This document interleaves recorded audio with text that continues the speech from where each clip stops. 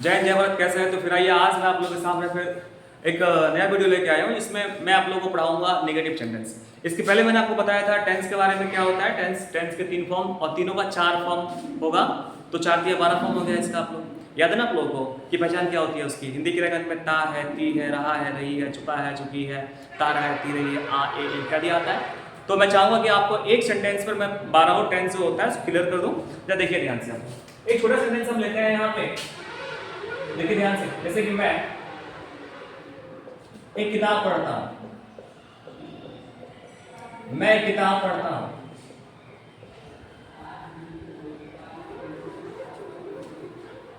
Tense कितने होते हैं? 3 टेंस होता है। कौन कौन सा टेंस होता है?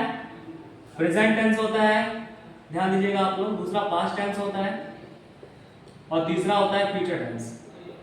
तीसरा होता है फ्यूचर टेंस होता है। इस तीनों का 4 फॉर्म होते हैं, ठीक है। इस तीनों कितने फॉर्म होते हैं? 4 फॉर्म होते हैं, यानी 4 दिया 12 हो गया।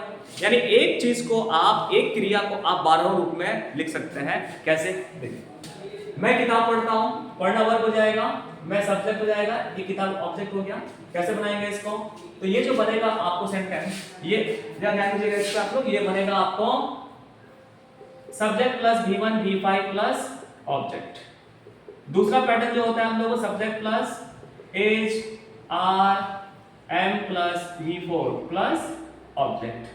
तीसरा जो होता है वो होता है सब्जेक्ट प्लस हैव या has plus V3 plus object. चौथा जो होगा वो हो जाएगा सब्जेक्ट प्लस हैव या has plus been plus V4 plus object होता है ना?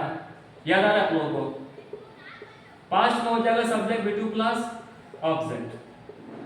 6 नंबर सब्जेक्ट प्लस वाज या where plus V4 plus object. 7वां जो होता है वो होता है subject plus had plus V3 plus object. 8वां होगा subject had plus been V4 plus object. 9 होगा सब्जेक्ट प्लस सेल या will plus V1 plus object होता है। जो 10वां होगा सब्जेक्ट प्लस सेल या will plus be plus V4 plus object होगा। 11 होता है सब्जेक्ट प्लस सेल या will plus have plus V3 plus object. 12वां टेंस का फॉर्मूला होता है सब्जेक्ट प्लस सेल का यूज करेंगे, विल हो जाएगा प्लस हैव होगा प्लस बीन होगा और V4 हो जाता है। यानी 12 टेंस का हमने फॉर्म लिख दिया। एक सेंटेंस को आप चाहे ना तो आप 12 फॉर्म में लिख सकते हैं। देखिए ध्यान से, यहाँ पे मैं किताब पढ़ता हूं, इससे बनेगा आई रीड ए बुक होगा। यहाँ पे ता है, लगा रहता है पहचान, याद आ रहा है ना आपको? ता है, ती है, ते है। यहाँ पे रहा है, रही है, रहे हैं, इत्यादि लगा रहता है। इसको बनाएंगे अगर हम दूसरा कि I am reading a book. तीसरा बना सकते हैं इसको वैसे, I have read a book होगा। चौथा होगा I have been reading a book. क्या करना है? ये सेंटेंस पर आधारित इस पे है SVM5 प्लस ऑब्जेक्ट। दूसरा जो है सब्जेक्ट इज आर एम, तो यहां पर जाएगा I am reading a book, I am reading a book. तीसरा हो गया I have read a book, तीसरा I have read a book. ये हो जाएगा I have been reading a book, मैं किताब पढ़ता रहा हूं। पांचों बनाएंगे I read a book. Read का V4 रीडिंग, इसका V3 रीड और इसका जो V2 होता है रेड होता है। Number 6 I was reading a book होगा। 6 नंबर इससे बनेगा। 7 नंबर देखिए I had read a book. 8वां होगा I had been reading a book, I have been reading a book. 8वां। अब आइए इस पे फ्यूचर में आइए, फ्यूचर में क्या हो जाएगा, आई शैल रीड ए बुक। 10 देखिए, I shall be reading a book. 11 number, I shall have read a book। 12 number, I shall किससे बनेगा, I shall have been reading a book। क्या देखा आप लोगों ने, आप समझिए हिंदी इसका, यानी एक वर्ब को हम लोग चाहे तो पूरे टेंस पे उतार सकते हैं। हिंदी निकालिए, मैं किताब पढ़ता हूँ, आई रीड ए बुक। मैं किताब पढ़ रहा हूँ, आई एम रीडिंग ए बुक। मैं किताब पढ़ चुका हूँ या मैंने किताब पढ़ी है, I have read a book. मैं किताब पढ़ता रहा हूँ, I have been reading a book. मैंने किताब पढ़ा, आई या मैं पढ़ता था, दोनों इसका हिंदी होगा, आई read a book. 6 number, I was reading a book, मैं किताब पढ़ रहा था, मैंने किताब पढ़ लिया था, I had read a book. 8 number, I had been reading a book, मैं किताब पढ़ता रहा था या पढ़ रहा था। 9 number, I shall read a book, मैं किताब पढ़ूंगा, I shall be reading a book, मैं किताब पढ़ रहा होऊंगा, I shall have read a book, मैं किताब पढ़ चुकूंगा, and I shall have been reading a book, मैं किताब पढ़ता रहूंगा। क्या देखा आप लोगों ने, यानी जो हम लोग पढ़े थे, यानी एक क्रिया को आप पूरे प्रारूप फॉर्म में लिख सकते हैं, कोई दिक्कत कोई परेशानी नहीं। चलिए मैं आज आप लोगों को बताने चल रहा हूं इसका नेगेटिव फॉर्म क्या होता है। आप यूं समझ लीजिए कि अगर ये टेंस को कमांड कर लिया तो समझिए कि इंग्लिश में बहुत कुछ आपने सीख लिया, आपने बहुत कुछ सीख लिया।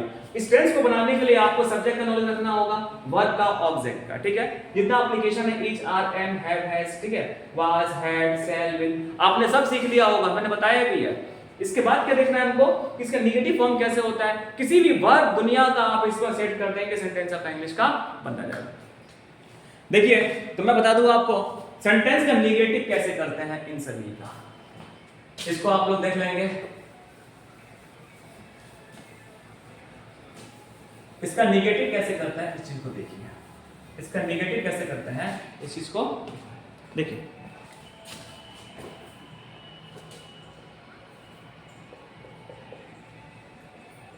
Negative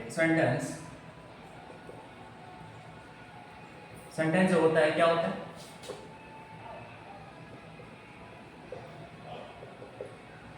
helping verb plus not लगा देने से सेंटेंस नेगेटिव बन जाता है, बराबर नेगेटिव सेंटेंस।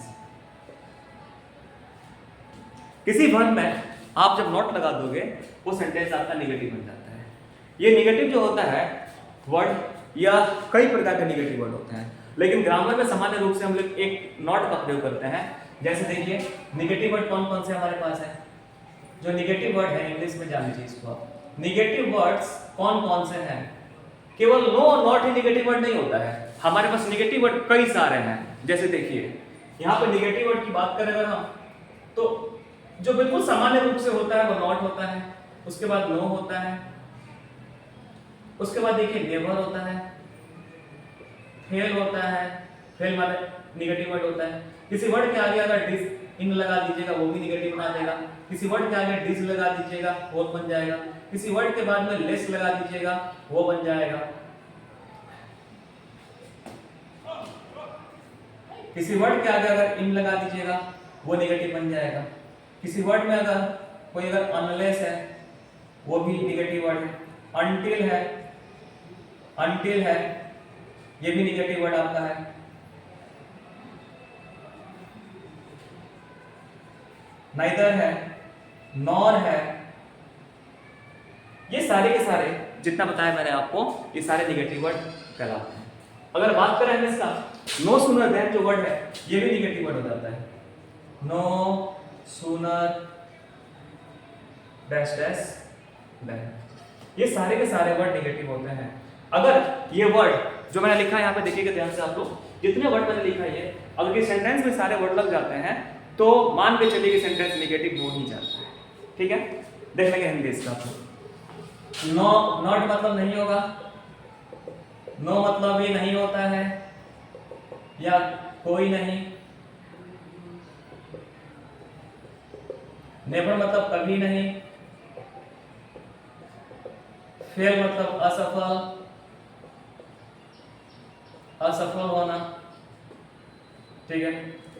या किसी, जैसे मान के चलिए कि इन मतलब नो होता है, जैसे मान के चलिए कंप्लीट वर्ड, ठीक है, कंप्लीट, अगर इसी को आप कर दीजिएगा इनकम्प्लीट तो ये आपका नेगेटिव हो जाएगा, ठीक है। क्या लिखा आपने? इनकम्प्लीट। कंप्लीट मतलब पूर्ण, इनकम्प्लीट मतलब अपूर्ण। सेंटेंस में नेगेटिव कर दिया इसको। वैसे डिज है, डिज का मतलब ही नो होता है। जैसे कि एक वर्ड है कंफर्ट, कंफर्ट, और इसमें अगर लगा दीजिएगा डिस्कम्फर्ट, डिस्कम्फर्ट, तो ये हो जाएगा जो आरामदायक ना हो, आरामदायक न हो, ठीक है, ये वर्ड बन जाएगा। लेस, अगर किसी वर्ड के अगर लास्ट में अगर लेस लगा देते हैं आप लोग तो वो वर्ड भी आपको नेगेटिव का फॉर्म बन जाता है। जैसे एक वर्ड है हार्म, और अगर इस हार्म के अगर अंत में लगा देंगे लेस, हार्म मतलब क्षति और हार्मलेस मतलब जो क्षति न पहुंचाए, अहानिकारक, अहानिकारक, देखिए ध्यान से आपको, अहानिकारक हो जाता है हार्मलेस। वैसे देखिए वायर का मतलब तार होता है, वायर मतलब तार, इसी वायर में अगर आप लेस लगा दीजिएगा तो हो जाता है वायरलेस, यानी बेतार, बेतार। मैं बता दूं आपको, मोबाइल की दुनिया जो अभी हम चला रहे हैं, अभी हम लोग वायरलेस यूज करते हैं। सबसे पहले जब मोबाइल का आविष्कार हुआ था तो आपने देखा होगा जमीन के नीचे गड्ढा खोदकर और यहाँ पे पाइप लगाकर तार बिछाया जाता था। तो जितने भी घरों में जो BSNL का जो सरकार ने घर में कनेक्शन दिया था उसमें तार यूज होता था। तो जितना भी मोबाइल पहले था सब वायरलेस वायर वाला तार होता था, ठीक है ना, वायर वाला। लेकिन जब ये टावर बैठा दिया गया, इसे कनेक्शन सैटेलाइट से कर दिया गया या टावरों से कर दिया गया, तो इस प्रकार जो भी मोबाइल हम लोग यूज करते हैं जो तार नहीं होता है उसे हम लोग वायरलेस करते हैं, ठीक है। तो किसी वर्ड के अंदर जब लेस लगा देते हैं तो वो वर्ड भी सेंटेंस को नेगेटिव बना देता है। हार्म से हार्मलेस, अहानिकारक, वायर मतलब तार, वायरलेस मतलब बेकार। अनलेस का मतलब होता है यदि नहीं, अनलेस का मतलब होगा यदि नहीं, यदि नहीं, या जब तक नहीं, जब तक नहीं। अनटिल मतलब जब तक तब तक नहीं, जब तक तब तक नहीं, तब तक नहीं। नाइदर मतलब कोई नहीं, कोई नहीं। नॉर मतलब ये होता है नॉट, और नो सूनर देन का मतलब हो जाएगा नो,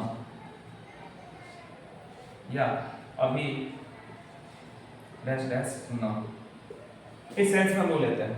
क्या देखा आप लोगों ने, इंग्लिश की दुनिया जब हम लोग निगेटिव वर्ड बनाते हैं, ये सारे वर्ड का इस्तेमाल अगर आप लोग कर लीजिएगा वो सेंटेंस बिल्कुल निगेटिव कहलाएगा। इसमें कोई हिचक की बात नहीं है, कोई इसमें सस्पेंस नहीं है। आप किसी भी इंग्लिश के वर्ड में आप डाल दीजिए, लेकिन एक याद रखिएगा सबसे जो बड़ा वर्ड इंग्लिश का होता है यही होता है नॉट। ये सबसे बड़ा वर्ड यही होता है जो इंग्लिश की सबसे बड़ी दुनिया होती है। इस नॉट का प्रयोग हम लोग करके सेंटेंस को निगेटिव बनाते हैं।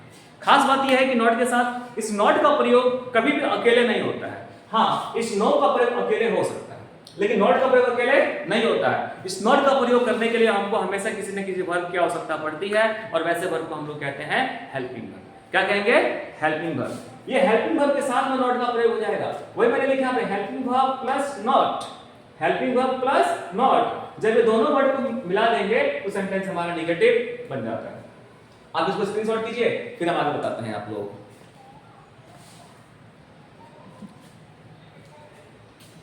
मैं आगे वीडियो में बताऊंगा आप लोगों को ये सारे वर्ड का इस्तेमाल कैसे करते हैं। जैसे हम इंग्लिश पढ़ते जाएंगे इन सभी वर्डों का इस्तेमाल करते जाएंगे हम लोग। अनलेस का, अनटिल का, neither, no, no sooner than, ठीक है, ये सारे वर्ड होते जाते हैं, किस प्रकार यूज होता है, सेंटेंस में मीनिंग आता है, हम इस चीज को देख लेंगे। तो आइए हम इसको मिटाते हैं। आगे बताते हैं आपको क्या होता है ये क्या होता है, इस चीज को देखिए आप लोग। और अगर आपको समझ में ना आ रहा हो, ठीक है, इस वीडियो को आप 10 जगह भेजिए, आप उनसे पूछिए कि शर्मा सर क्या पढ़ाते हैं, आपको ऑटोमेटिक सभी लोग खुद बता देंगे। आप भी बता दीजिएगा क्या समस्या आती है। तो क्या देखा हम लोगों ने, नॉट का प्रयोग, application of not, application of not, application of not, इस नॉट का प्रयोग देखिए।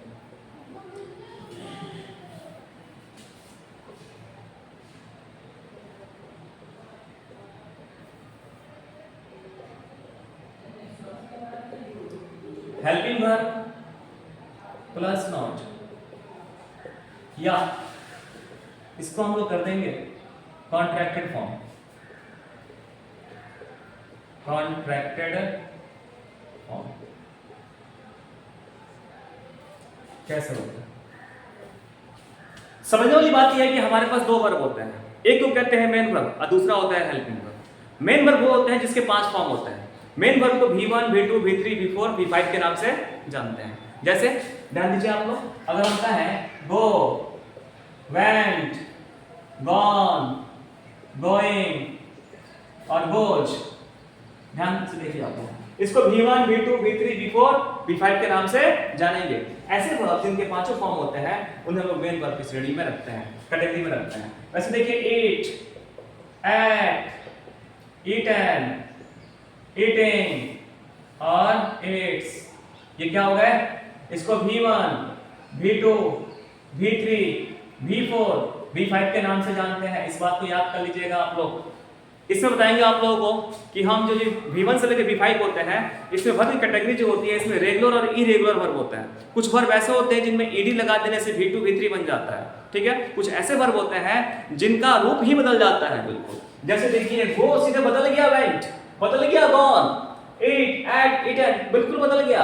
कुछ वर्ब ऐसे होते हैं, जैसे मान लीजिए हम कहते हैं यहाँ पे सपोज, इसमें डी लगा देंगे सपोज, डी लगा के सपोज, आई डी लगा के सपोजिंग और एस लगा के सपोजेड हो जाएगा, ठीक है। सपोज मतलब होता है मान लेना, सपोज माने हो जाएगा मान लेना।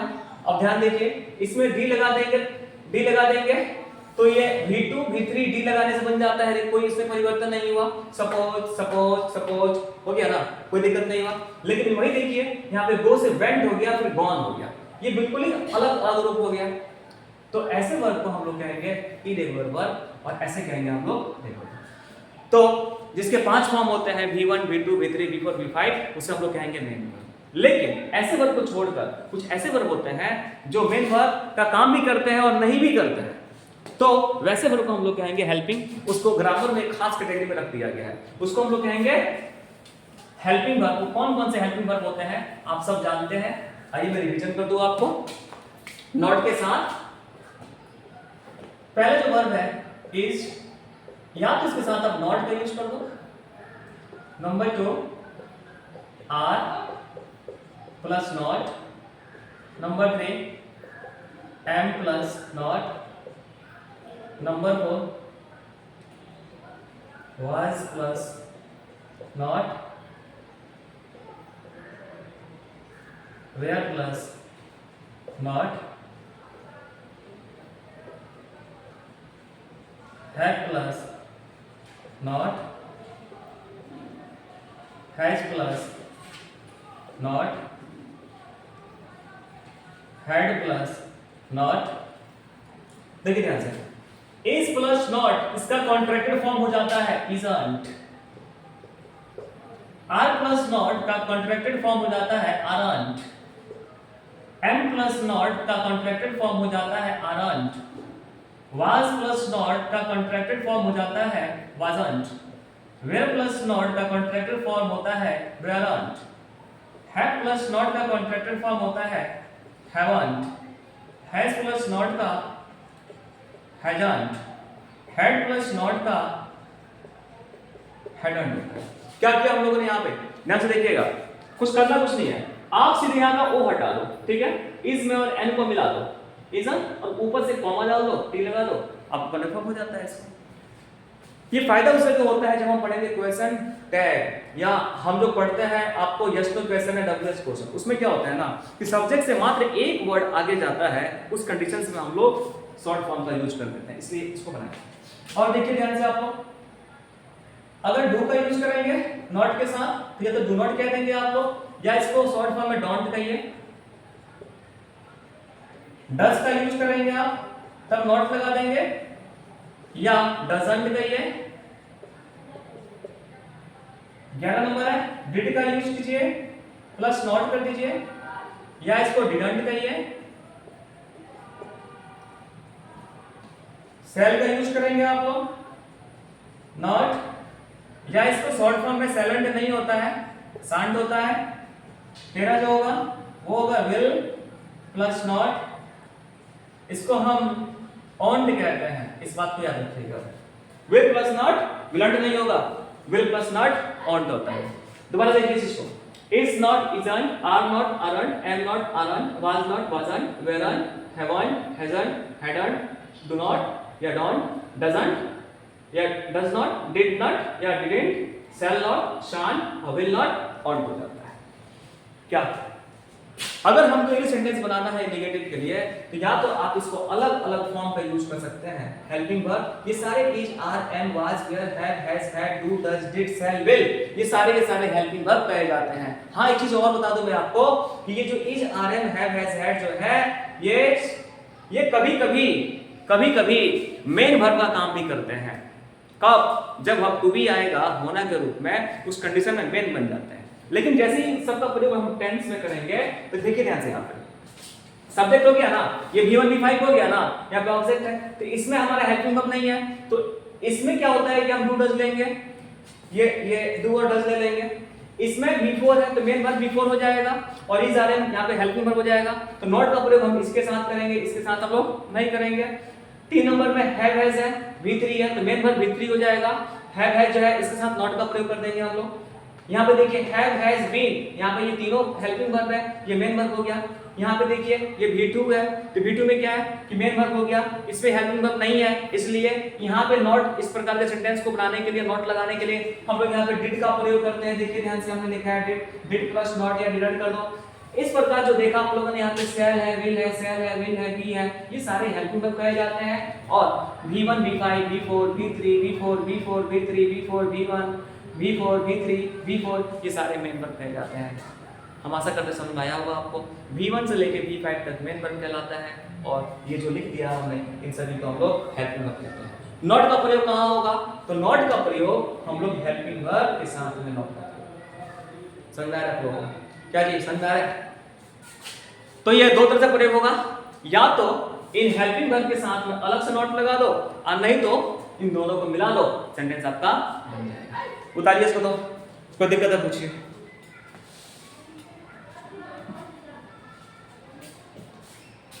तो एक काम करते हैं, आज के लिए इतना ही रहने देते हैं। आप इसको ध्यान से देखिएगा, इसके आगे हम कल बताएंगे आपको, और इसका प्रैक्टिस करके दिखाएंगे। और हम आशा करते हैं समझ में आया होगा। इस वीडियो को आप लोग 10 लोगों तक भेजिए, उनसे पूछिए, पढ़िए मिलके। और हम आपको कंपटीशन के लिए, जैसे कि SSC हो गया, CGL हो गया, बिहार पुलिस हो गया, नेवी एंड हो गया, या CDS हो गया, या कोई भी कंपटीशन इंग्लिश का आता है, आप अगर ये हम पढ़ा देंगे, पढ़ लीजिएगा, आप लोग हर जगह काम करेगा। चाहे 9th के बच्चे हो, 10th के बच्चे हो, 11th 12th के बच्चे हो, उनके लिए तो और क्या कहा जाए, ये तो बहुत ही इंपॉर्टेंट चीज़ है, ठीक है ना। आप पढ़िए इसको, फिर मैं आगे वीडियो बनाऊँगा, इसको देखिए। कोई दिक्कत होता है तो आप कहिए। तो बस आज के लिए बहुत बहुत धन्यवाद। ओके।